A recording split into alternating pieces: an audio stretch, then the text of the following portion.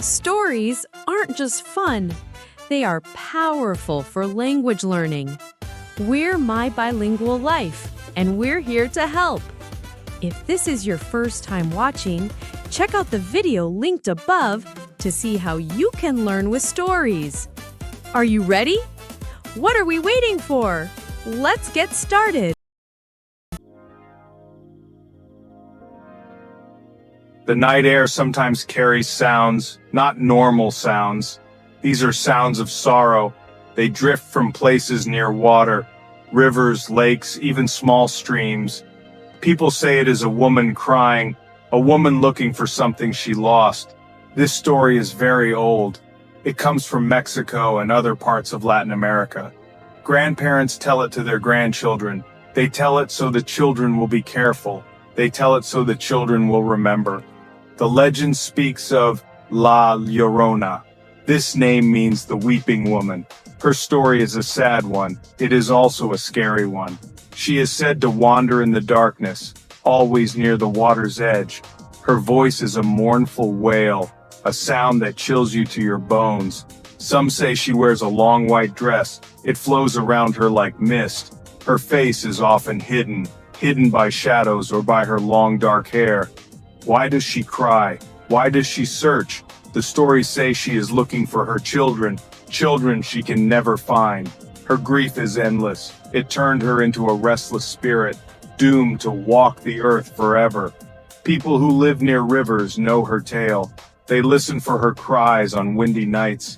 They tell their children to stay away from the water after dark. La Llorona might get you, they warn. This tale has been told for many, many years. It passes from one generation to the next. It is more than just a ghost story. It is a warning, a reminder of deep sadness. It teaches about choices and their terrible price. The wind carries her story. The water reflects her sorrow. La Llorona is a part of the night, a haunting whisper in the dark. She is a legend that lives on. Long ago, there was a woman named Maria. She lived in a small village. Maria was very beautiful. Everyone said so. She had long black hair. Her eyes were dark and shining. She fell in love with a handsome man. He was a wealthy ranchero, a nobleman. He promised her many things.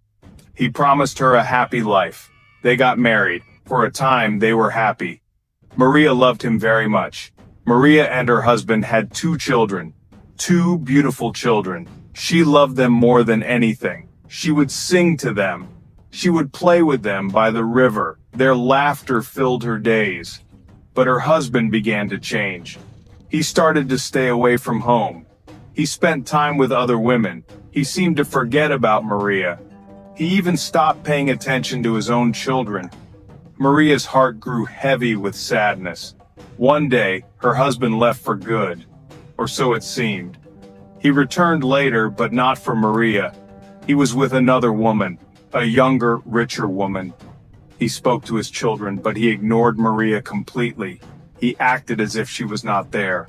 Maria was filled with a terrible rage, a wild, blinding anger. It mixed with her deep pain. She could not think clearly. Her mind was a storm of hurt and fury. In her madness, Maria did something awful, something she would regret forever. She took her children to the river, the place where they once played happily, and there, in her despair, she drowned them. When the terrible act was done, her sanity returned. She saw what she had done. She screamed in horror and guilt. She waded into the river to find them, but they were gone. She searched and searched, crying their names, but only the river answered with its cold silence. Leo was in middle school. He lived in a town with a small river, the Willow Creek. His abuela, his grandmother, told him stories, old stories from her childhood in Mexico. One evening, she told him about La Llorona. She cries for her children by the water, abuela said. Her voice was low and serious. Never go near the creek alone at night, Leo, especially if you hear a woman crying. Leo listened.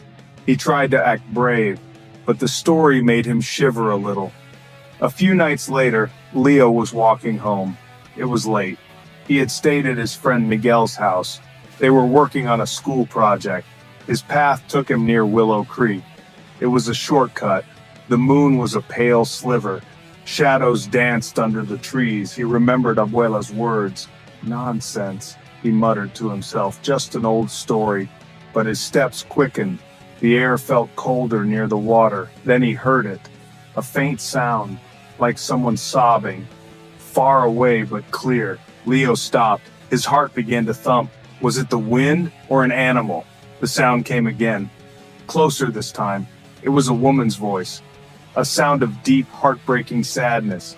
"Ay, mis hijos."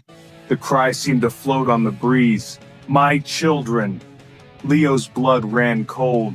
He thought of La Llorona, searching, weeping. He couldn't see anyone. The creek bank was dark and overgrown.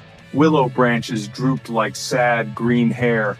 The crying continued. It seemed to be moving along the water, moving towards him.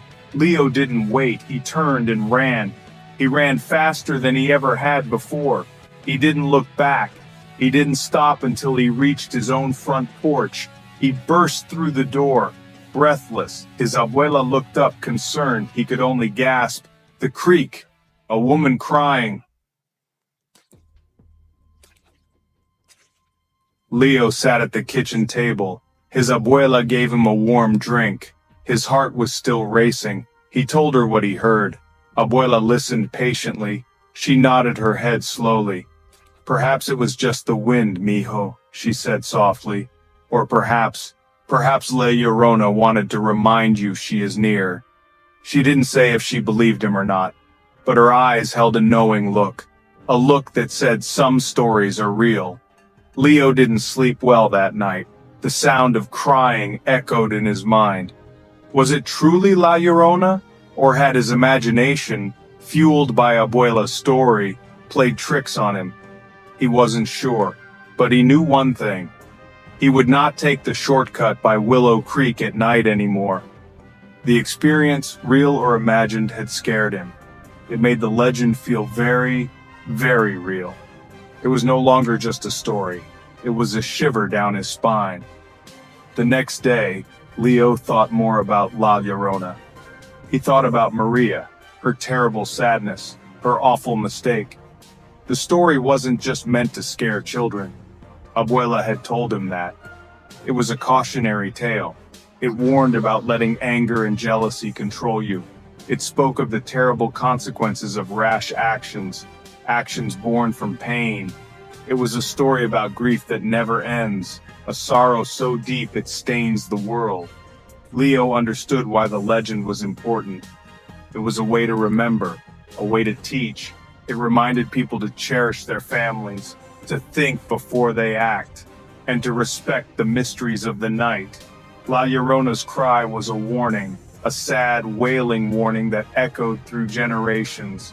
It reminded everyone that some sorrows are too deep to fade away, and some stories, however old, still have power. The power to make you listen, the power to make you think.